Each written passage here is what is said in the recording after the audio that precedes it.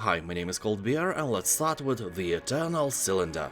You know how we are always whining about all the games being the same? All the games copy other games, and then some copies become even more popular than the originals, and then everyone is copying the copies until the cycle repeats itself. Yeah, that's not the case with the Eternal Cylinder. I doubt that I have seen anything like this. The game is obviously inspired by some crazy artist or made by one, so he will control this cute creature and wander around with various tasks. But the true meaning of this game lies in its name. An enormous rolling cylinder is approaching, and you, along with everything around, are its pizza dough. It is a mobile megastructure of unknown origin. It has destroyed and absorbed countless civilizations over the billions of years of its existence, and will do the same to you and your land. It can be delayed, but it has never been truly stopped. Well, maybe bigger being can stop it. What do you mean by bigger being? I'm talking about your mama. Oh, shut up. So I guess if you fail, everyone will die. Game has very positive reviews and it's really underrated. Also, the soundtrack is free to download. That is not what you see every day in this greedy world, that's for sure. Titan Chaser. It's a meditative experience where you don't have to manage fuel, car maintenance, health or damage. Just find where to drive and how to use your tools effectively, or just forget about your work and drive through foggy landscapes to calm down after a hot day, although your job here is to find monsters and make them go away. I think it is inspired by a Norwegian movie called Troll Hunter. This is the best Norwegian accent I can do. Sue me. Game has very positive reviews and people on Steam are saying that this game is an absolute gem, really creative and ambitious project.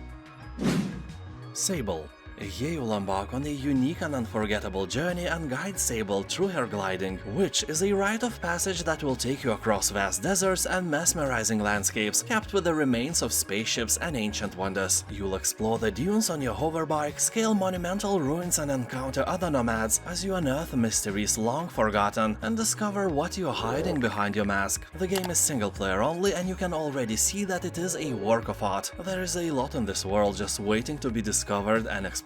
People on Steam are talking that the game is a little bit similar to the Breath of the Wild. The world is open and the amount of quests here won't let you get bored. The Bloodline.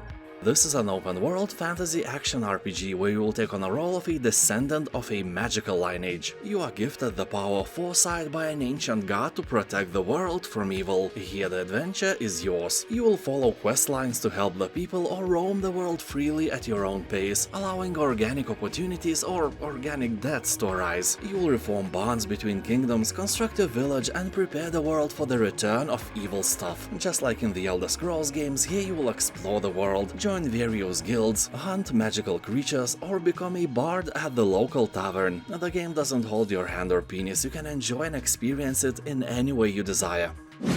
Blacktail.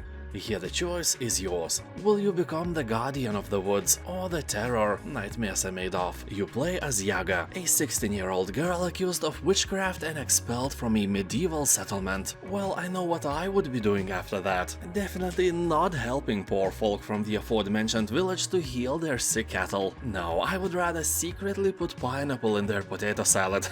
Also, would turn all their delicious beer into milk. Milk of a cat. Yeah, milk of a cat or of a hamster. Anyway, he will decide the fate of the land and its inhabitants, and witness the impact of your decisions on your skills through an implemented morality system. People on Steam are saying that the game feels more mature than the visuals it provides, and the story is really dark and captivating.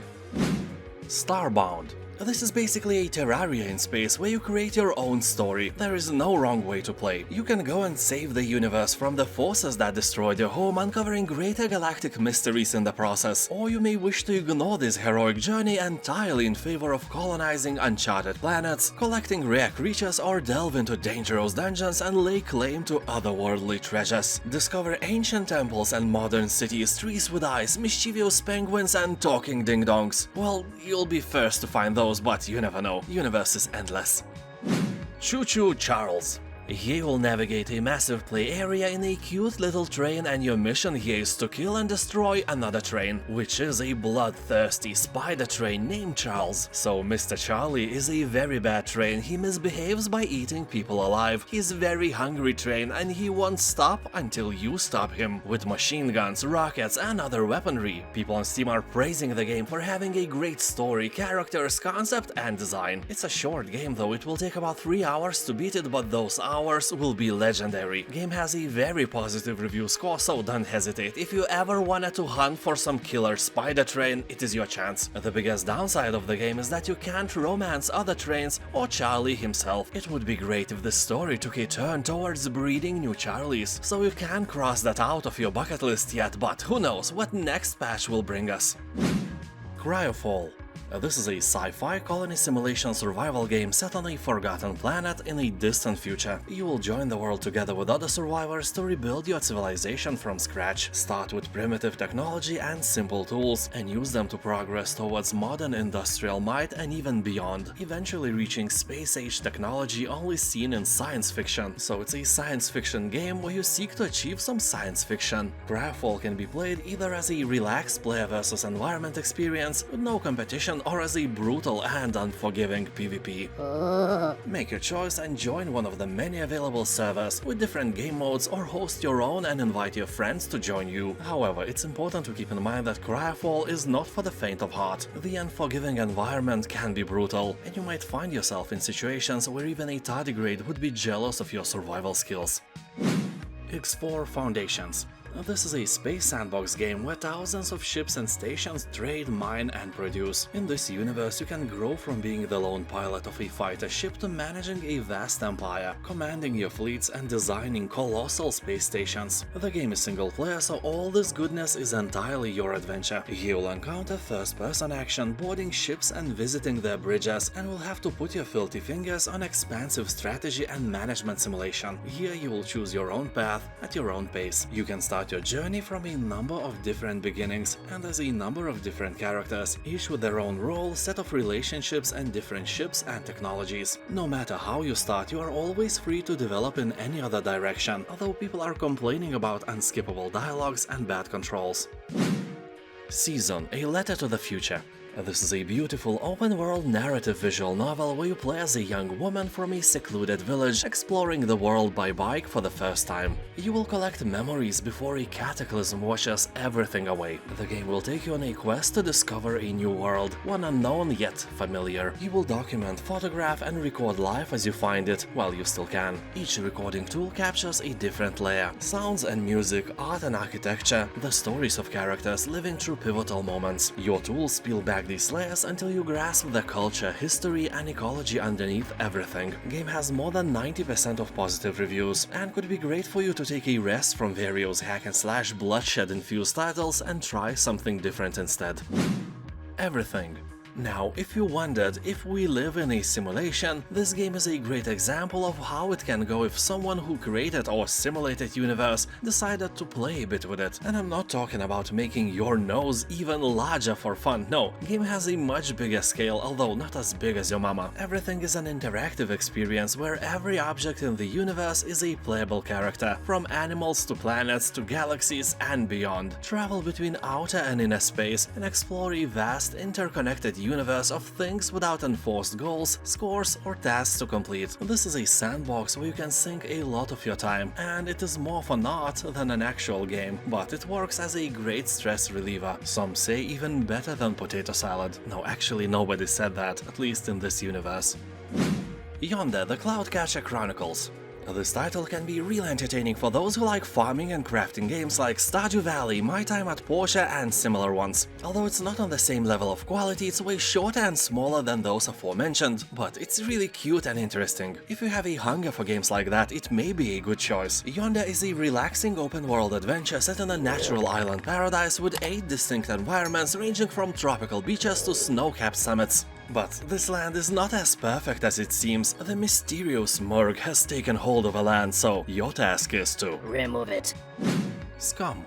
Released in 2018, the game is still in early access. Nothing is good about that, but I must admit that they update the game all the time. So here you are, a prisoner sent to the island where you have to fight for your survival. Fun thing is that you are a part of a bloodthirsty TV show, you know, like the Hunger Games, but on a much bigger scale, because the island is more than 200 square kilometers in size. So you have to craft stuff, make a shelter and do whatever it takes to stay alive. You can play on a server with up to 64 players or dive into adventure absolutely alone. It's up to you. Sunless Sea.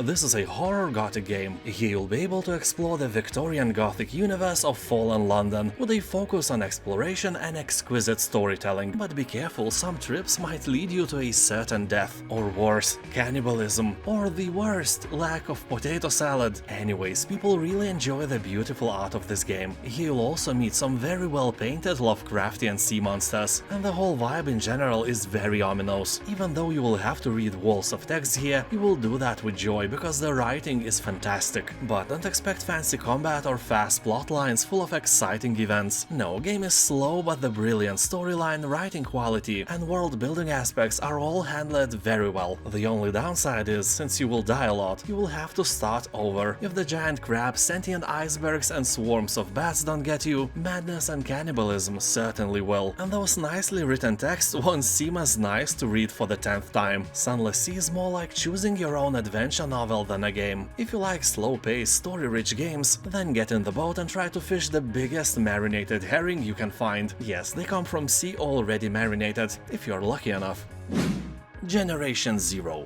It may not be the best game on this list. It holds only a mostly positive review score on Steam, but the setting and the atmosphere of the game is really worthy of your attention. Honestly, the game was really hyped upon a release, and when people didn't get a masterpiece, bad reviews started to flow. That is a story of many games, and Generation Zero definitely doesn't deserve that, because it may not be a masterpiece, but it's not a bad game as well. Here you will explore alternative Sweden in 1989. One day, Swedes woke up early in the morning and saw that their beloved Sverige is overrun by evil robots. Where did they came from, who made them, nobody knows. Probably evil Norwegians who were envious of Swedish reindeer herds. Everyone knows that casual Swedish deer produces 7 times the amount of milk than Norwegian deer does. Even the males.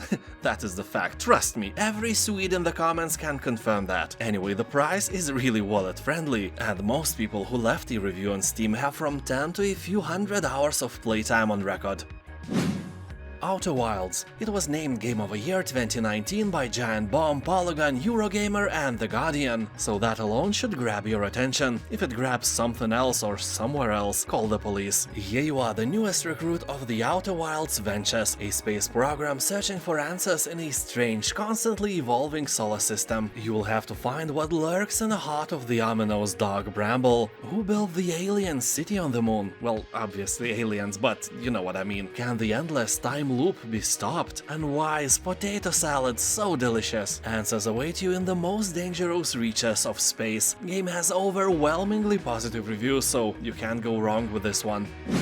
Paradise Killer. On Steam it has above 90% of positive reviews, so that should keep your attention. This game is set on an island outside of reality and revolves around a rogue human civilization hoping to resurrect the dead alien gods. That already sounds crazy, but the gameplay and the story somehow makes sense and is truly captivating. The game was nominated as the best adventure of the year by PC Gamer, got 9 out of 10 from IGN, and is a true gem for everyone hungry for amazing story-rich game. People are saying that this is one of these games which you would want to forget, and in a good sense. If the mind eraser was already invented, this would be one of the most popular things to erase from your memory so you could play it again.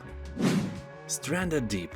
In the aftermath of a mysterious plane crash, you are stranded in the vast expanse of the Pacific Ocean. Alone, without any means to call for help, you must do what you can to survive. Explore underwater and on land as you hunt for supplies to craft the tools, weapons and shelter you'll need to stay alive. You will have to stay sharp. Hunger, thirst and exposure conspire against you as you brave treacherous elements and the dangerous creatures of the Pacific. And whenever I play survival games, I really wish that I was thirsty and hungry along with my character, because I always forget to eat or drink or, to get warm, and then I die. And most of these games have no happy ending for me. Anyway, let's hope that you will live long and stay alive. I'm kidding, you will not.